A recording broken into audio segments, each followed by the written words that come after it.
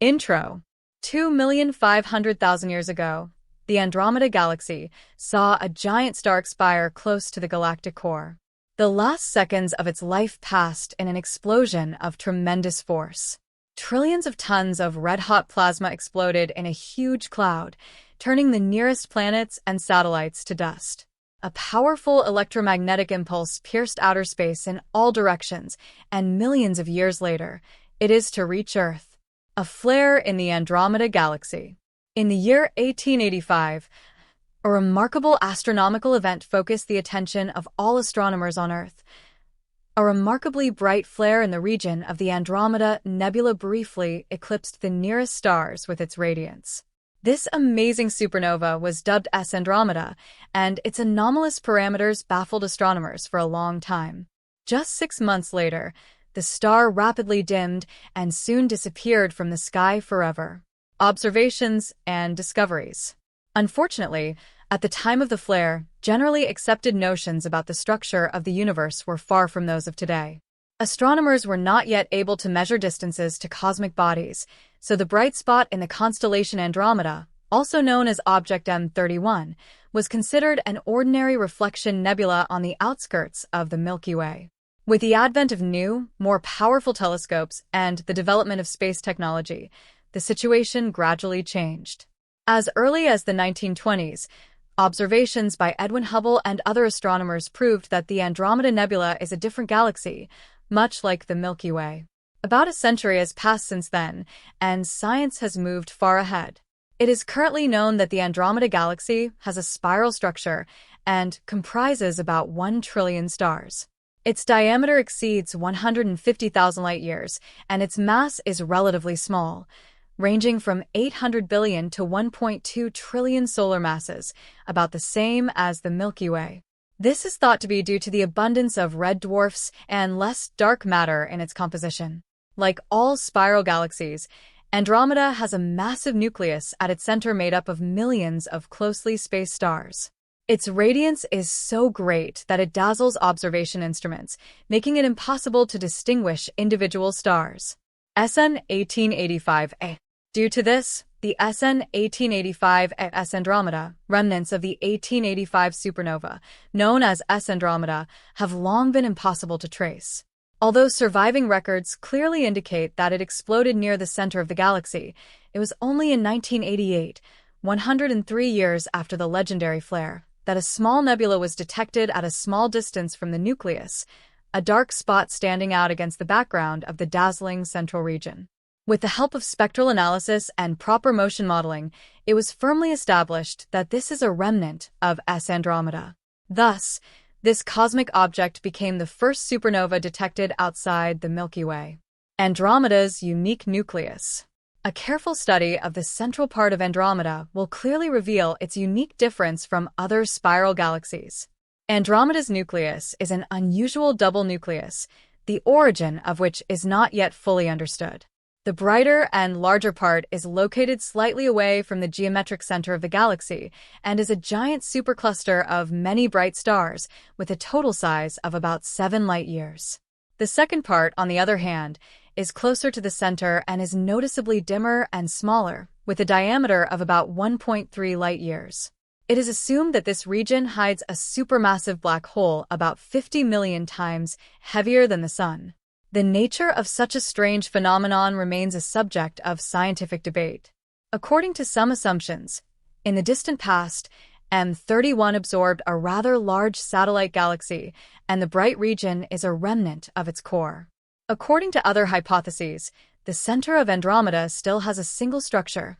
However, it is separated by a band of opaque dust, creating an unusual optical effect. Due to the remoteness and inconvenient location of the galaxy in space, it is still impossible to collect enough data to confirm these hypotheses one way or another. Low-mass X-ray binary. Meanwhile, as we continue traveling through the central region of Andromeda, we can also spot one of the most mysterious objects in this galaxy. Here is its tongue-twisting name on your screens. The key feature of this celestial body is that it is almost impossible to see even with the most powerful optical telescopes. However, everything changes if you use X-rays in this part of the spectrum. This star is the brightest point in the galaxy. Observations show that the object is a system made up of two components, one of which is a low-mass neutron star. Its radius is only a few dozen kilometers, and it completes a full turn around its axis roughly every 3 seconds. The second star of the system is a larger object. Although it is relatively dim, it's most likely a red giant. Calculations show that the total mass of both components is not more than 3 solar masses, and the distance between them is very small. Every 4 hours, the neutron star is eclipsed by the other star, causing its luminosity to sharply drop. To recover its previous values later, it is also very likely that, due to the small distance between the stars, the neutron star is gradually absorbing its companion, which is why its mass is constantly growing.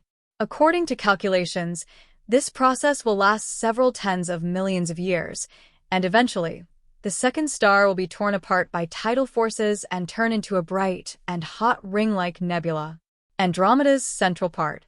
Incidentally, this amazing object is only one of the many stars densely surrounding Andromeda's core. Together, they form a massive bulge with a diameter of about 12,000 light-years, which has a noticeably elongated shape. Also, M31 has a pronounced bar, which, however, faces us with its narrow side and is almost invisible to observers on Earth. According to calculations, the bar's length measures about 177,000 light-years, with a width of about 62,000 light-years. In total, about 30% of the Andromeda galaxy's entire mass is concentrated in its central part, Andromeda's arms. As we gradually move away, we can see that the edges of the bar serve as the basis for two giant spiral arms, majestic coils encompassing the center of the galaxy. At the same time, there are darker gaps between them, whose width is significantly larger than those in the Milky Way, reaching 13,000 light-years. Calculations show that the Andromeda arms contain about 56% of the galaxy's stellar mass, as well as some dark matter. Under the influence of gravity, interstellar dust and gas concentrate in the arms, forming numerous stellar nurseries, regions where new stars are born. Over time, these gas and dust clouds evolve into open clusters and associations containing a great variety of young stars. Their light is reflected and scattered by cosmic nebulae, endowing the galactic disk with an incredible shimmering palette of colors. Andromeda. In one of these clusters, there is a remarkable star dubbed Andromeda. It is one of the brightest stars in the galaxy and is a hot blue giant whose luminosity varies without any apparent pattern. Such objects are known as luminous blue variables and are extremely rare. Currently, only a few dozen are known. Because of the extremely high temperature and pressure, the outer layers of Andromeda are constantly in a state of unstable equilibrium, and the processes running in the interior of the star are largely chaotic and unpredictable. From time to time, streams of red-hot plasma collide with each other, generating extremely bright flares and enhancing the luminosity of the object by several dozen times. Hypothetically, the most powerful of these can increase the brightness of the star several million times. Such a phenomenon is called a supernova imposter and may occur at any time. Measuring the parameters of such a star, with its instability and remote location, is an extremely difficult task.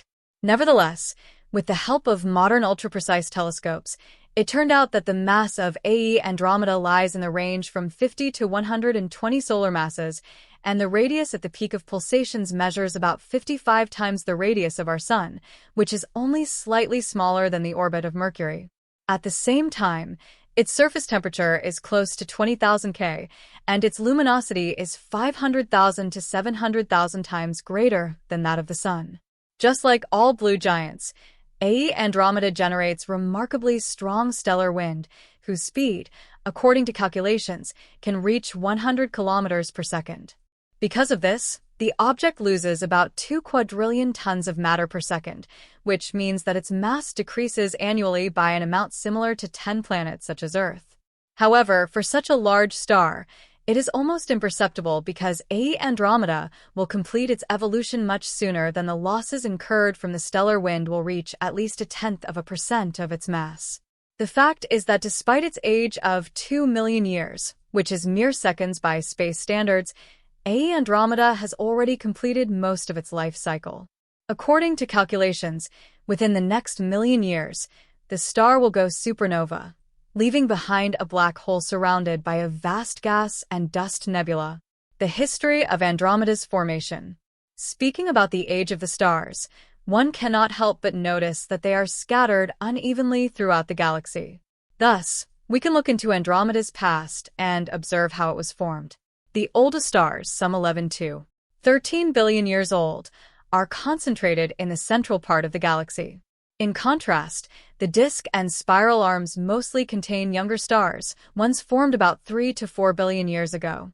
Here, the numerous stellar nurseries contain a great many baby stars born only a few million years ago, which is practically seconds by space standards. This means that in the first stage of its evolution, M31 was much smaller in size, and its shape resembled an ellipse. Also, by analyzing the parameters of individual stars in Andromeda, it is possible to define an important but at the same time rather conditional concept known as the galactic habitable zone. It is believed that the concentration of stars in the central part of Andromeda, as well as the high level of radiation and unstable orbits of potential exoplanets, make this zone unfavorable for the genesis of life. At the same time, distant planetary systems located at the periphery of the galaxy are too poor in heavy elements, which implies that there are not many Earth-like planets. Therefore, only the intermediate region of the galaxy can be considered hypothetically habitable.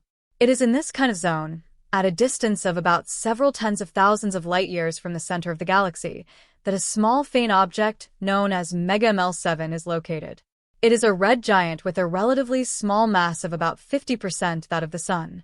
In 1999, thanks to a fortunate coincidence, astronomers were able to record the phenomenon of microlensing, during which they were able to study this inconspicuous and distant space body in more detail. The results of these measurements helped determine the mass and spectrum of the star, as well as the temperature of its surface, which was about 3,700 K.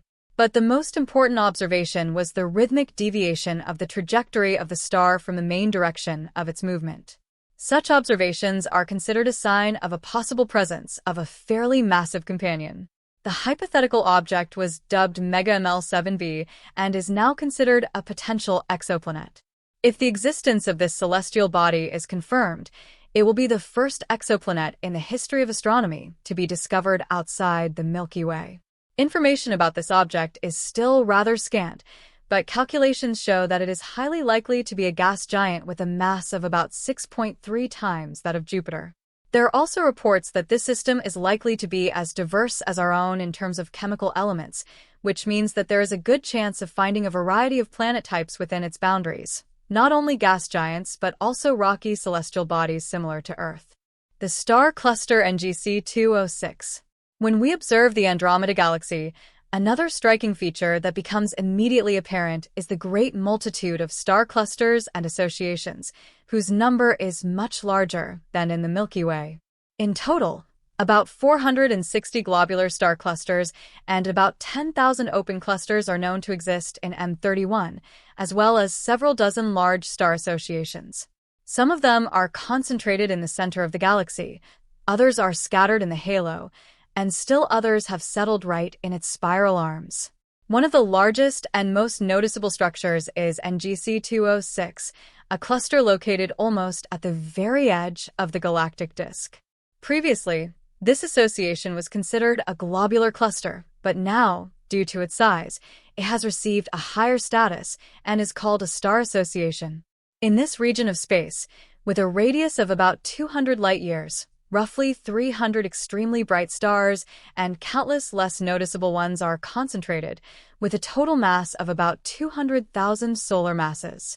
Their overall luminosity is so great that the association is visible from Earth in an amateur telescope along with the core and arms of the galaxy. According to observations, NGC 206 formed after a merger of at least two large gas and dust nebulae separated by a dark band of interstellar dust.